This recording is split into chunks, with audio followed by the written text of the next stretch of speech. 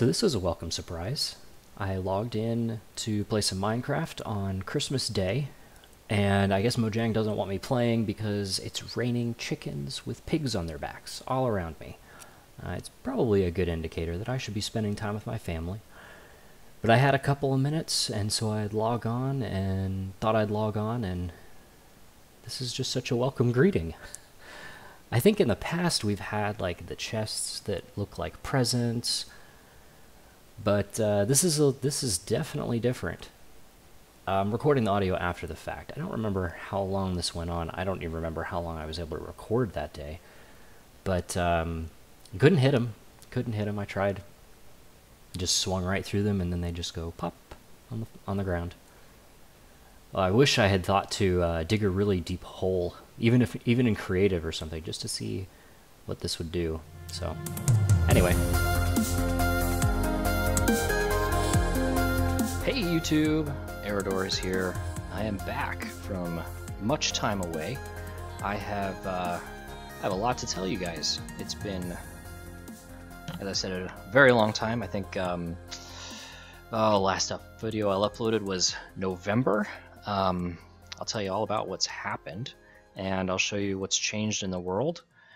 And I look forward to getting back into a little bit more of this because I've missed it. I've missed it a lot. So before I gonna go in and explain what's different in the world, I just want to walk around a little bit. We'll run into some stuff, and I'll talk about it a little bit as I get there. But more importantly, I want to say where I've been and how much I've missed this. Last time I recorded was November, right around the end of November. Planet Coaster came out, and I recorded. I just counted a couple minutes ago. I think it was 8 videos of me playing Planet Coaster. So 3 of them were on like the first day, of course, because you're just like itching to get involved and see what's going on. So I got finished with that session. I recorded the next day, or maybe like 2 days later. I had like 5 videos, and OBS was doing great things for me, except for the fact that I needed to create a new intro, and I wanted it to not suck. So I pulled out my graphics hat and envisioned a new thing and put it together and powered up the editing software that I've been using for the past, I think I don't remember when I started recording, but maybe about 7-ish months ago or so. Whipped that out, Filmora, Wondershare Filmora, and I couldn't do anything to make the ideas that I had for the intro video come to life. I got really discouraged by that. I had, by this time I had 5 or so videos recorded. It was really, my hands were completely tied. I wanted a nice animation. I knew how to do it because I took video editing classes in school. It was, I knew exactly the tools that I needed, what they should be called. That tool just, the application just did not have it. And so here I am trying to do something really cool for everybody on YouTube, and just frustrated with my inability to do that with that software. What I had used in school was Adobe Premiere. I had learned, taken a whole video class, shot a music video myself, of myself, and stitched it together 3.5 or 4 minutes or so of you've seen music videos, very, very fast clips, cuts, and some kind of compositing level editing. I didn't get into anything super fancy about that or with compositing, but I did get to do lots of editing, and so I know my way around Adobe Premiere. It was just too expensive when I was just starting to think about doing this, with any sort of. It's so loud. Hey, chickens! Welcome back to you two. As I started thinking about doing this in any sort of repeatable capacity, I still didn't want to shell out all the monies for Premiere. Um, I think I hit a point where I had I had another option, which was to um, oh no, I was on the right track there. I'm getting ahead of myself in the story. So what I finally decided was that if I wanted to make this cool and if I wanted to have as much fun uploading to YouTube as I possibly could, I had to just shell out the bucks and buy Adobe Premiere. So I did. I bought a monthly plan of Premiere Cloud because I don't. I think it was actually a yearly one. I got the yearly rate or whatever. But I had uh, I I went ahead and did it because I knew it would be fun. Then I ran into the second big headache. Again, still, this is all within the span of like 1 week, So I was still recording. I had 8 videos by no, still 5, because the thing that I ran into then was that the file format that I've been exporting from Open Broadcaster, I had been using a Flash video container, and Premiere knew nothing of those. I don't know how that's possible, considering they kind of own Flash, but nevertheless, it was unable to do anything with those videos. So last night, I finally, after just hours and hours of frustration trying to make the video work, trying to get it imported, um, I just decided, well, I'm gonna, and this is 3 months later. I'm just going to load it into Filmora and then just straight export it. Just load it in, export it as something else. There were lots of Google results on how to convert Flash video to something like an MP4, which Premiere could work with, and they didn't work. It even said use the Adobe. Goodness, what's it called? The media encoder. It's kind of for that, and it did not work. It still said that it couldn't use the codec. So just it didn't. Nothing was working. So, but that's what I did last night, and so now I finally feel like I'm kind of out of that rut of hello, both loud in sound and loud on my screen in my face. So I did that last night, and so I kind of got out of the rut that I had been in. But that was not the only reason. That was just a minor frustration. The real reason that I've been gone is that we had our second baby at the end of December. So of course that means that all of December was very, very occupied with us, making arrangements with family to take care of our older son, and making sure that was going to go smoothly and such. So slimes. All right. Yes. There's lots of you. I get it. Now it's time to get out of my video and to be quiet so that I can talk to the people that I have not talked to in so long. So I think that's pretty much the story.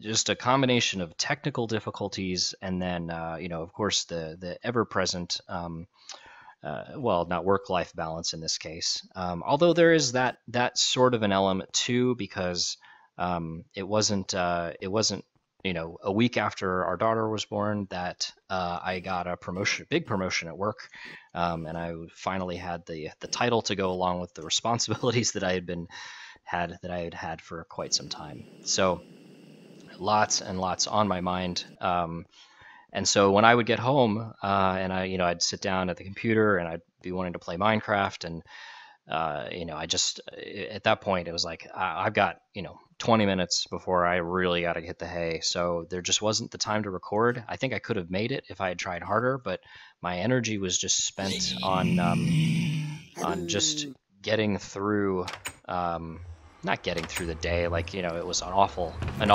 couple of months for me. Just more of, just getting through the uh, the priorities. And this was, frankly, this was a low on the priority list. So that is what's going on. So now is the end of March. It has been almost 4 months, I think, or it's been less than 4 months, but it's been about 3.5 months since my last upload. Same amount of time or so since my last recording. I have 8 episodes of Planet Coaster. Only one of them has been converted to MP4, but I know it works. I finished last night with my my beautiful intro. It executed beautifully, and so I feel like again I'm kind of out of the rut and can get back into this, as much as I can, having a day job and family. So, but again, this is I do this because I love it. I like talking about it. I like showing off my scales, and and I like seeing the community and feeling like I'm giving back, so to speak, instead of just take. That's me, and that was 10 minutes. Not bad. I actually was afraid that would take the whole episode, but no need to ramble. So, and I think I actually walked by almost everything that I wanted to show. Um, so I quickly watched because it had been so long. I needed to know where I had left off with everything. So since the last video, and I look forward to the day when folks are looking back at these, and it's kind of a seamless transition. You just fire up version one less than this one, and you fire up this one, and next in the watch list, and it looks seamless to me. It's not been seamless, but I look forward to the day when it is. So, after all that talking, need a drink. Water, of course, ladies and gentlemen. Water. Where to start? Goodness. Oh, yes, I looked at what I had done at the last video. I showed off a lot of the building style in there.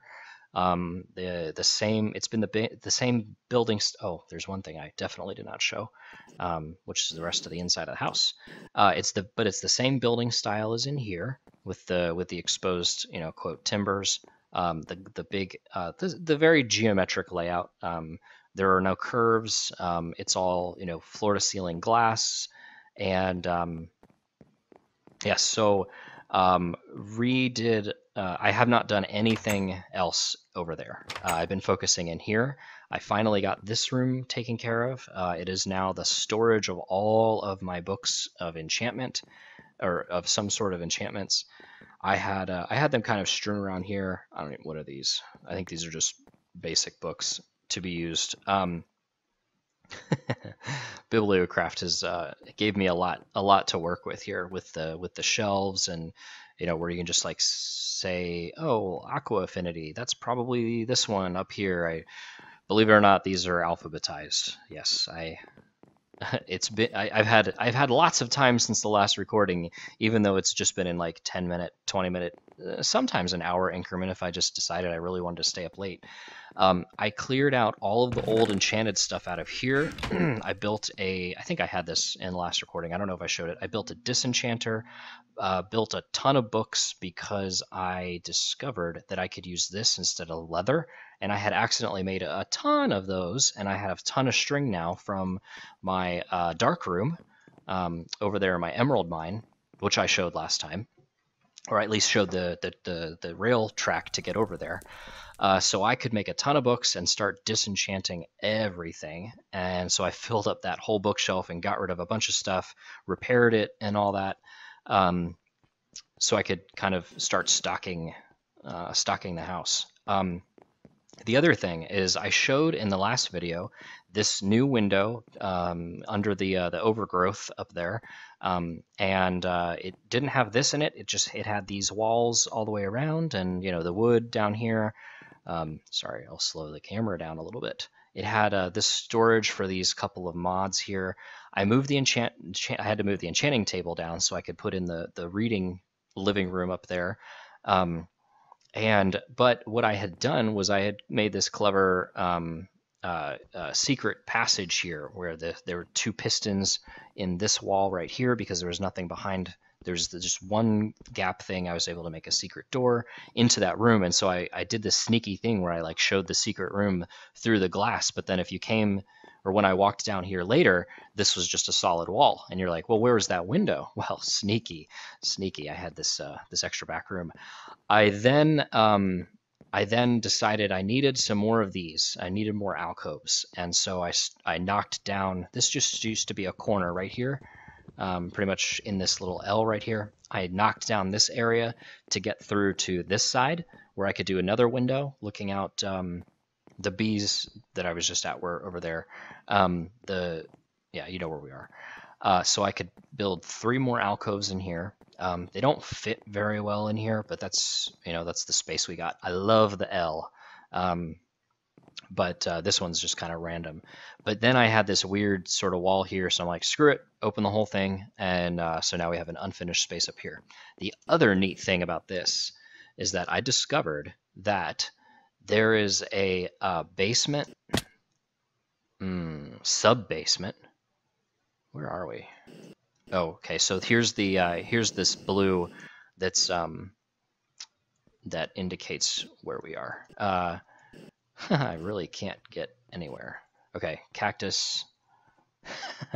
Getting lost in the sub basement. So anyway, but over this way or so are all the underground machines and the railcraft tank of oil and stuff. And this is a nice. It doesn't go through any. It doesn't go through any rooms right now. It goes all the way out, which means to the sky, which means that we can run a cable down here and get some solar panels up here. I cleared all of this out because I hated it, and I also needed a lighting solution. So these are glowstone covers capping off the logs. I think it looks okay for now. We'll see. I did finish taking the overgrowth all the way up to the top and filling it in with the vines and things like that, it's just awesome. It's very complete now to me. I never noticed before. Oh no, jetpack's out. I never noticed before that I could see in here. Oh yes, I made a very big change that was just slightly better than cosmetic, which is this actually was something that I spent a crazy amount of time on. It's actually one of the I might have contributed to the fact that I stopped recording. This used to be 2 stairs down, this one right here, which means I ripped all of this out and shifted it up 1, including the ceiling.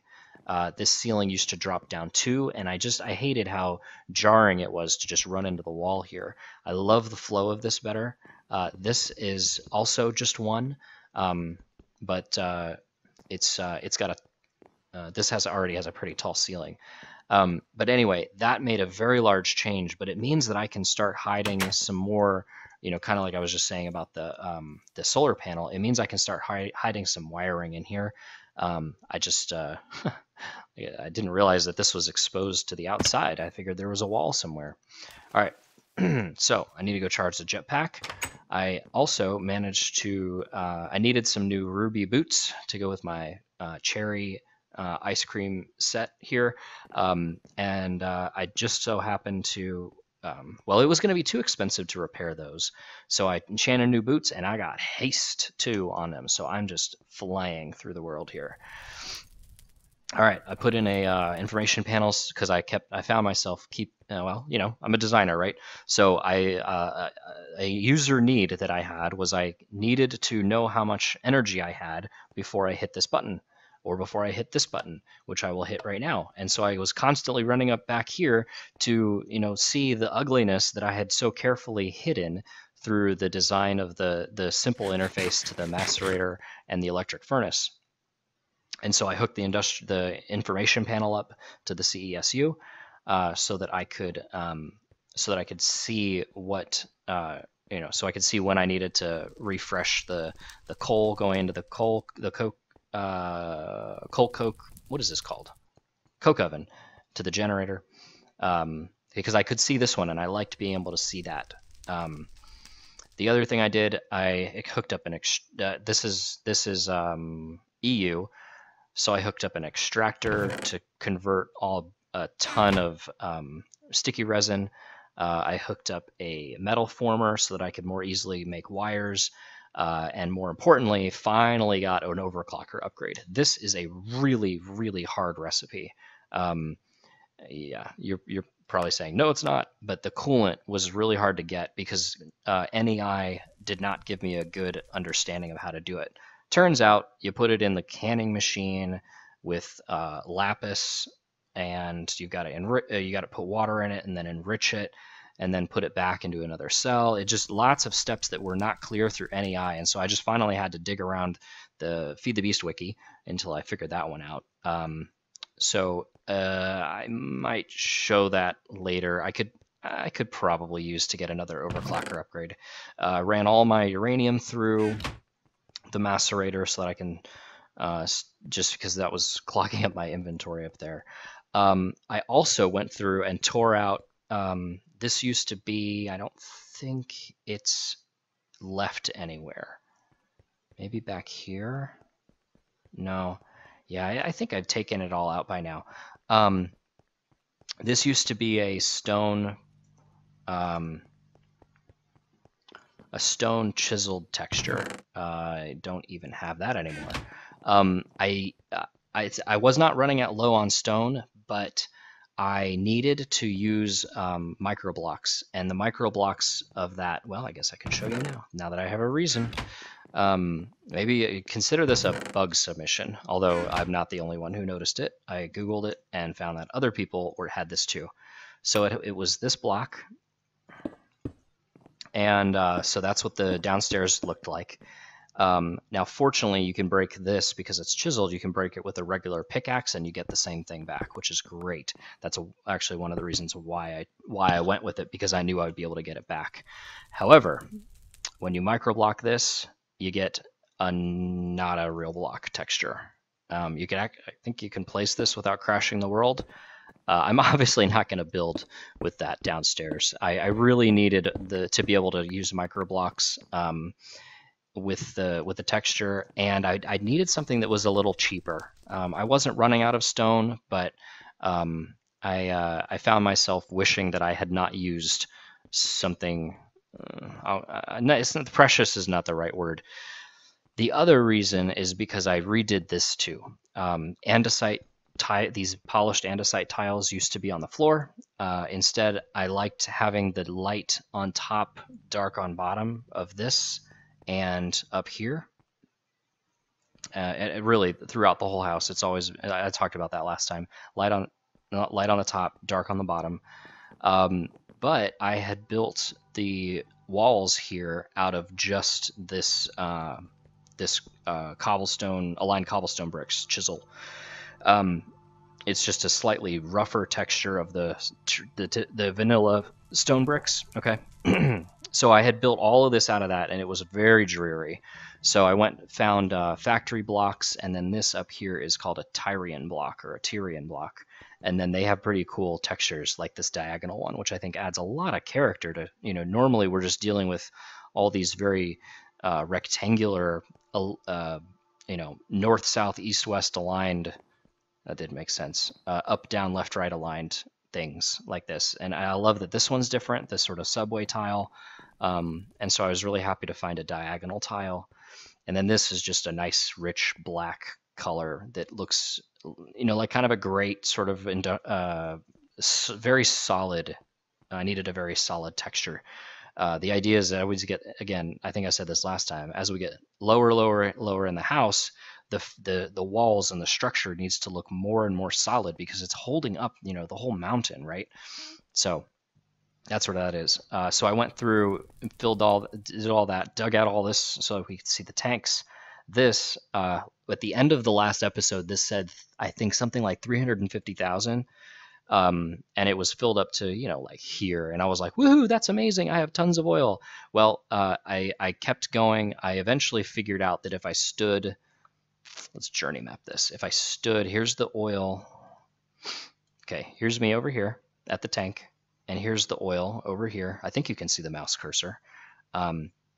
I figured out that if I used the farthest, what's it called, view distance that I could with my server settings, I could actually stand right in the middle, and the whole pipeline was in loaded chunks. Totally awesome. I got really lucky with that. It won't happen again. And so I just kind of sat there AFK'd for a while until it was all loaded, and that was awesome. I liked the tank idea. I had some regular boring Buildcraft tanks. I think they are these guys. Buildcraft Factory. These tanks. I had these up there behind the coke oven, and they were all full all the time. It was frustrating. So I replaced it with this, and now we've got. I think altogether those held something like 300,000 or something. Not anywhere near where we are here. So I'm already glad, and I've been running it a lot more. I wasn't refining any of my materials because it was just constantly the creosote tanks were full. So now it just gets piped to that tank, and I got tons. And I need to set up some automation to like grab that and make torches out of it or something because I do not need all of that. Moved everything in here around a little bit. All the wiring is done a little bit better. It's currently disconnected from the timer because all of these things are all full all the time. My farms are full, my chests are full, and I don't really need much more. The difference is that now I don't have the sludge pipes going over to the tanks that were sitting here before. I put those, I distributed those so that they were right under the machines. So I've got what is this? This is the farm, which doesn't have anything in it right now, and the slightly redesigned essence berry harvester. So they feed into the sludge from those feeds into this tank, which goes down below, and the planter doesn't create sludge. The other thing, I haven't shown that either. There's a new farm over here that creates sludge, and so it's real easy. It just pumps it right into the tank. The tank effectively is a pipe that goes all the way down to the bottom, but it's also kind of a backup reservoir. And this is the sugarcane farm. It also has a harvester, so the sludge goes down there. New floor. This is that sub basement that I was showing that's not completed yet. So all of these are just pumping those fluid pipes into the sludge tank. And so down here at some point soonish, I'm going to build a sludge boiler so I can start getting some of those random items. I've also been, just as a mindless thing to do at the end of the day, I've been mining out everything that's not stone within kind of view distance, so it makes it look really ragged and kind of awesome. And that includes dirt too, so some of these chambers are really large, and I would just go until my inventory was full, and then I'd just kind of leave a particular type of block unmined. And I also really like the way that this half the slab on its side looks at the edge of the stairs. So I've lined all of these this kind of endless cobblestone tile texture with the andesite, polished andesite. Redid this, opened this up, started lining this. Now we've got a nice walkway over here. Redid this that goes to I just needed to do the new wall texture here. Zombie crusher. There's the elevator down. This is the rail between my house and Goodyear's house. And I took out, it used to be that, man, we're really hitting stream of consciousness all-time high here. It used to be that this used to have light on the side poking up outside of the rail. It was pretty cool, but I really liked what I did downstairs with my track over to the emerald mine, where I had this open half half spot here open with just the quarter block, and then the light coming out from below to shed light on the track. I really liked that, and I wanted to incorporate this wall texture because this was just a cobblestone brick, a stone brick.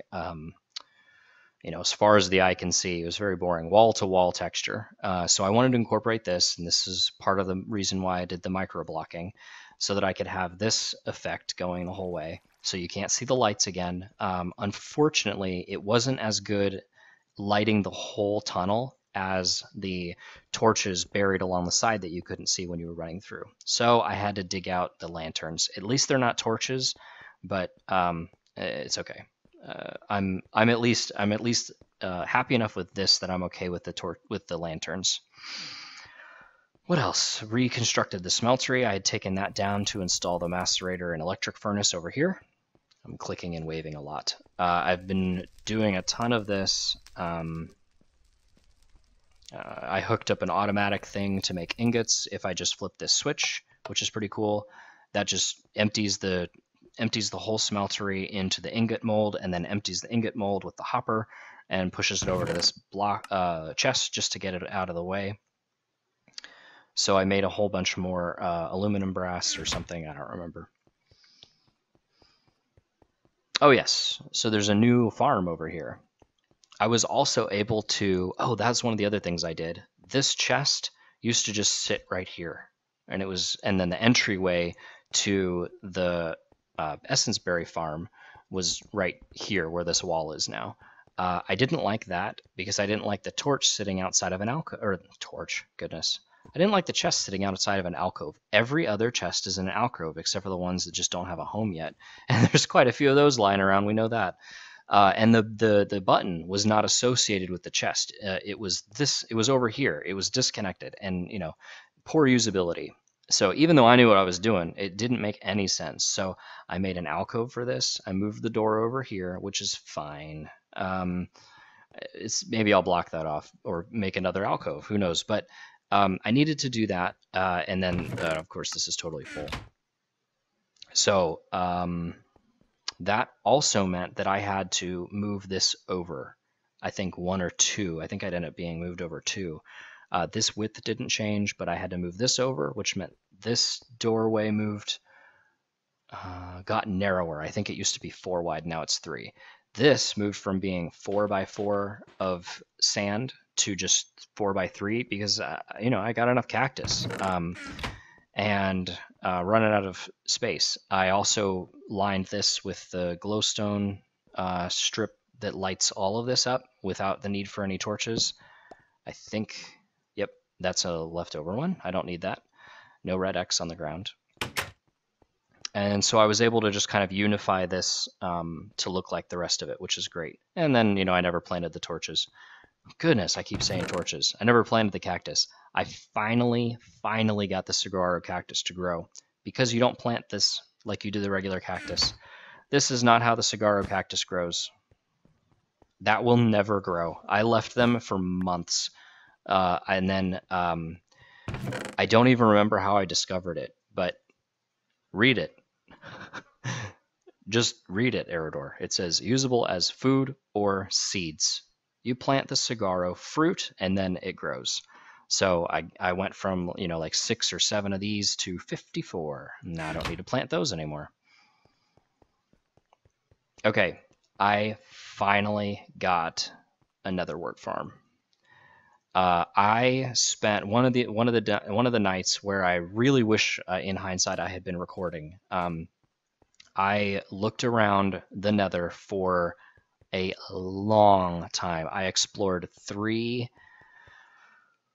Was it 3?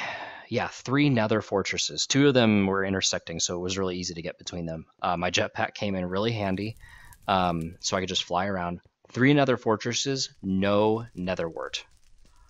And I'm like, okay, well, I need this, right? So I need it for potions. I had been doing all of this without any potions ever. And so where did we live? Oh, just missing a block there. Okay. So I looked at this and I'm just like, all right, what can we do? What can we do? There just doesn't seem to be anything that I can do in here.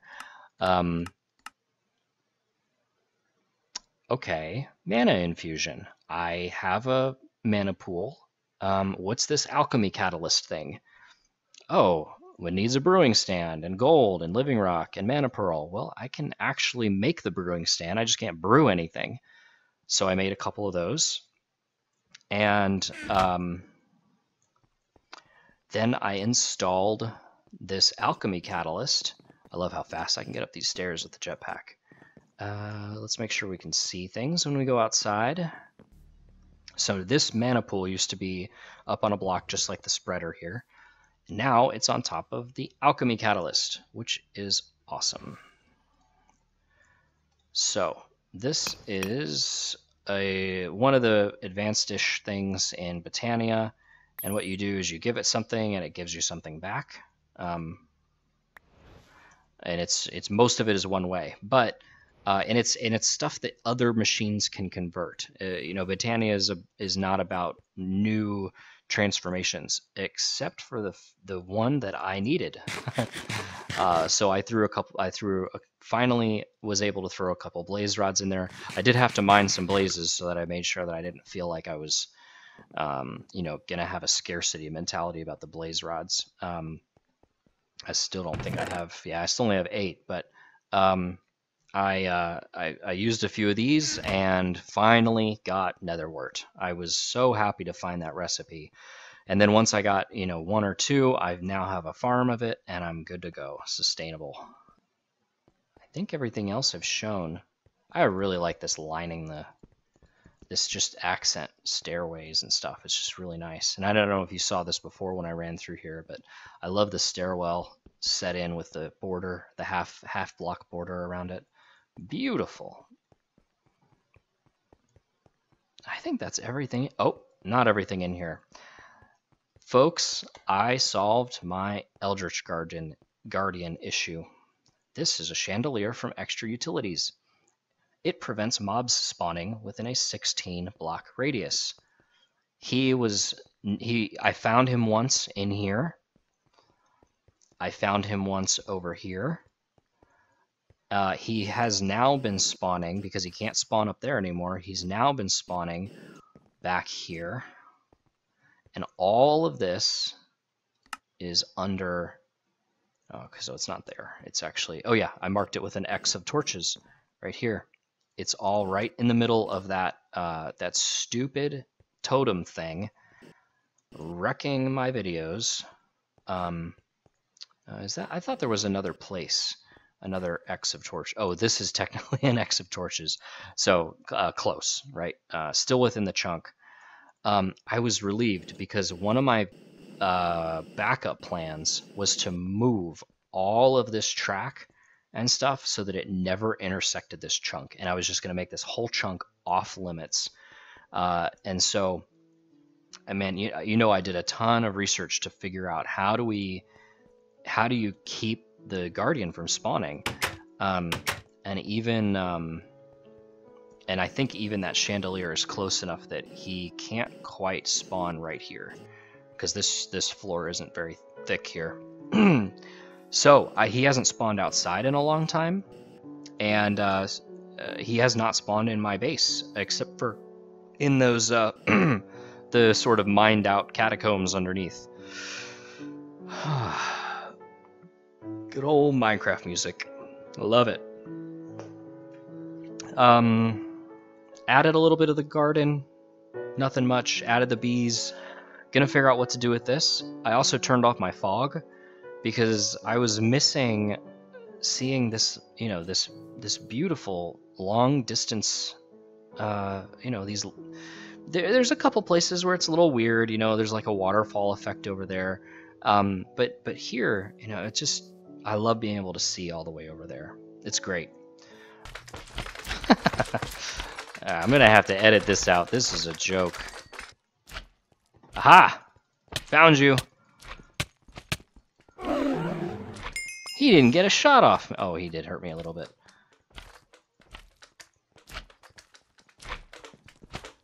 Alright, well, I'm gonna have to put another chandelier down here because he can't be spawning in these mines.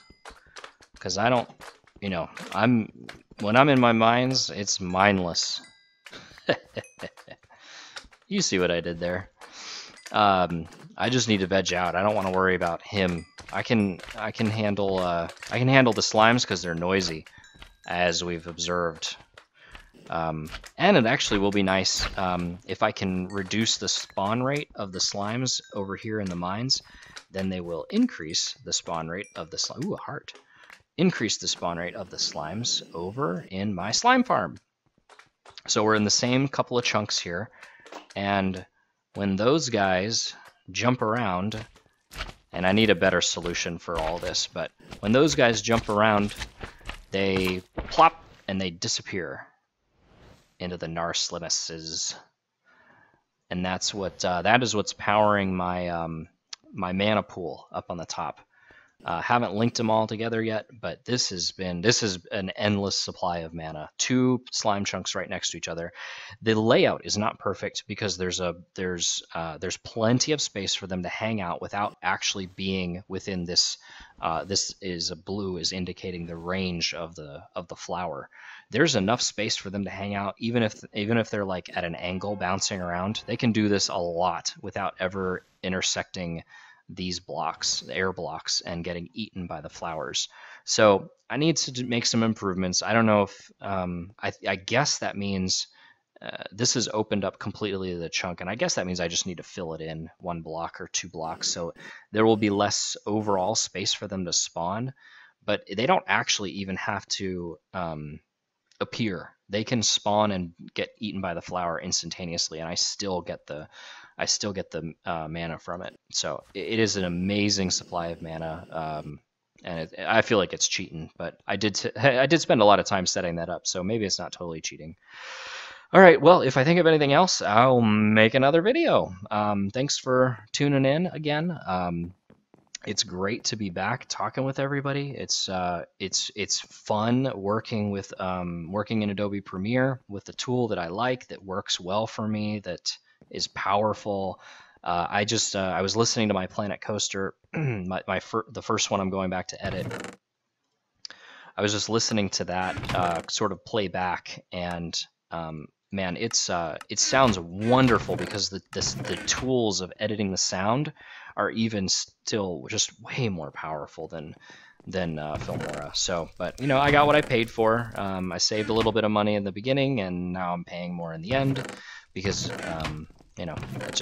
I knew what I needed, and so I got it. Well, I think I need to call it an episode there. We're probably about 45 minutes. A little bit will be edited out of me just whacking all those slimes, and I don't know, something else I probably need to cut out too. But anyway, it's a pleasure to be recording again, and I will see you all in the next episode.